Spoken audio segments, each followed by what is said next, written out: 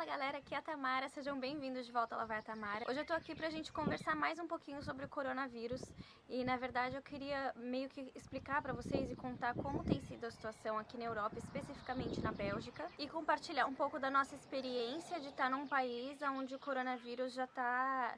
Não vou dizer que ele tá melhorando ou que tá passando, porque isso não vai acontecer por algum tempo, mas de estar num país onde as coisas já estão voltando um pouquinho ao normal. E eu tenho muita coisa pra falar, então eu vou dividir esse vídeo em duas partes. Essa é a primeira parte em que eu vou contar pra vocês como foi viver na Bélgica durante esse período do coronavírus. Na segunda parte desse vídeo, que eu vou publicar daqui a alguns dias, eu vou contar pra vocês como tem sido a minha experiência pessoal e a experiência das pessoas que eu conheço aqui, como as pessoas estão se adaptando a esse novo normal, né? Essa nova vida pós-coronavírus. Então vamos lá, vou contar pra vocês um pouquinho sobre como tudo começou aqui. Em janeiro, quando as pessoas começaram a falar sobre o coronavírus, que estava começando lá na China, a gente já esperava que o vírus fosse chegar na Europa logo depois. Simplesmente porque essa é a rota comum que esses vírus tomam sempre que eles acontecem.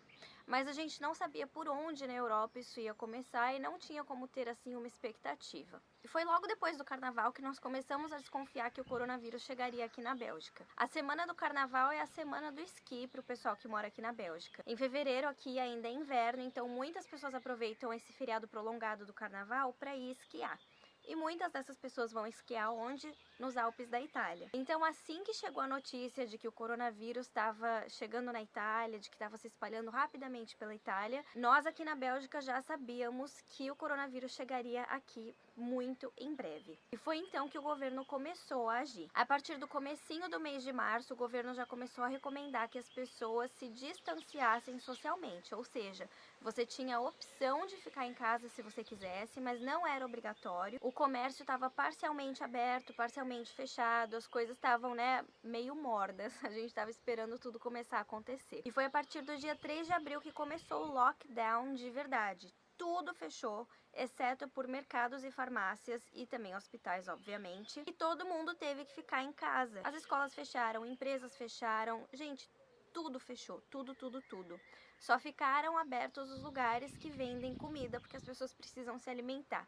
Então, os mercados continuavam abertos com um limite de número de pessoas que podiam entrar de cada vez, e só podia entrar uma pessoa por cada casa, né? Então, por exemplo, eu e meu marido não podíamos ir juntos no mercado, ou se eu fosse no mercado eu não podia trazer o meu filho comigo, eu tinha que ir sozinha e fazer as compras para a família toda. Só era permitido sair de casa para se exercitar, mas esportes coletivos, obviamente, estavam proibidos, e você não podia sair para se exercitar com pessoas que não morassem na mesma casa que você. Durante esse período do coronavírus, eu tive um pequeno problema de saúde e tive que ir fazer uma consulta com a minha médica. E foi bem difícil conseguir a consulta, você tinha que ligar para o médico e o médico tinha que pedir para você ir para o hospital, eu não podia ir simplesmente aparecer no pronto-socorro. Se você aparecesse no pronto-socorro, você teria que passar por toda uma triagem do coronavírus para depois poder ser examinado para qualquer que fosse o problema que você tinha. Isso para que os hospitais ficassem livres. E a minha médica me explicou duas coisas que eu achei sensacionais.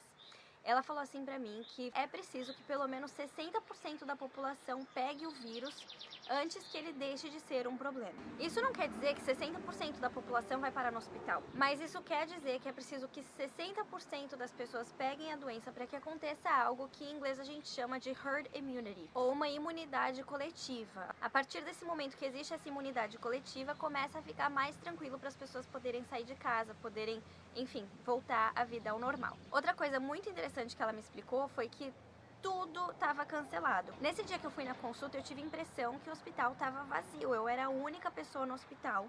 E quando eu cheguei pra consulta, eu falei pra ela, nossa, eu tô impressionada. Eu achei que o hospital estaria, assim, cheio de gente, né? A gente tava esperando que tivesse lotado. Ela falou, Tamara, tá lotado, mas é que você está na ala especial para pessoas que estão aqui para consultas e não por causa do coronavírus. E aí ela me explicou que como todas as consultas tinham sido canceladas, exames tinham sido cancelados, tudo tinha sido cancelado, todos os médicos estavam cuidando apenas dos pacientes de coronavírus. E ela falou assim que tinha alguns médicos, é claro, que estavam incomodados com isso, mas que na verdade ela estava gostando bastante disso, porque ela estava sentindo que ela estava dando toda a atenção dela para cada paciente. Ela estava tendo tempo de examinar cada paciente com cuidado, de encontrar o melhor tratamento para cada paciente, dependendo da situação daquele paciente.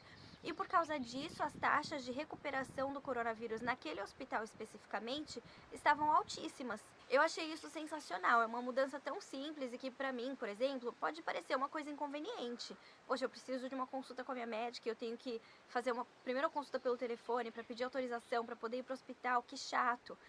Mas que bom para as pessoas que pegaram o vírus e que estavam em situação de risco e que tiveram todo o tratamento, toda a atenção que elas precisavam. Outra coisa bem interessante que aconteceu aqui na Bélgica foi que, assim como em muitos outros países, tiveram muitos incentivos para pessoas ficarem em casa. É claro que a economia vai sofrer, assim como a economia de todos os países está sofrendo, mas aqui na Bélgica, se você é empresário ou se você é freela, você recebeu vários incentivos do governo para poder continuar trabalhando. Quando chegou a hora, finalmente, do comércio voltar a reabrir, o que aconteceu em meados do mês de maio, as coisas foram reabrindo de pouco a pouco. Então, primeiro reabriram lojas de reforma, depois reabriram lojas de jardinagem, depois reabriram escolas.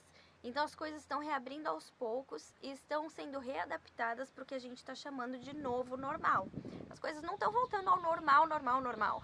É um novo normal. E só em junho acabou de reabrir tudo, exceto boates, bares e festivais que continuam fechados e proibidos. E no próximo vídeo eu vou falar um pouco mais sobre como isso está afetando todas as pessoas e também a nossa família pessoalmente. E se você quer assistir o próximo vídeo sobre como está sendo a experiência da nossa família aqui na Bélgica durante o coronavírus e também nesse período de recuperação, se inscreva no canal porque daqui a alguns dias o vídeo está no ar. Beijinho pra vocês e até a próxima. Tchau!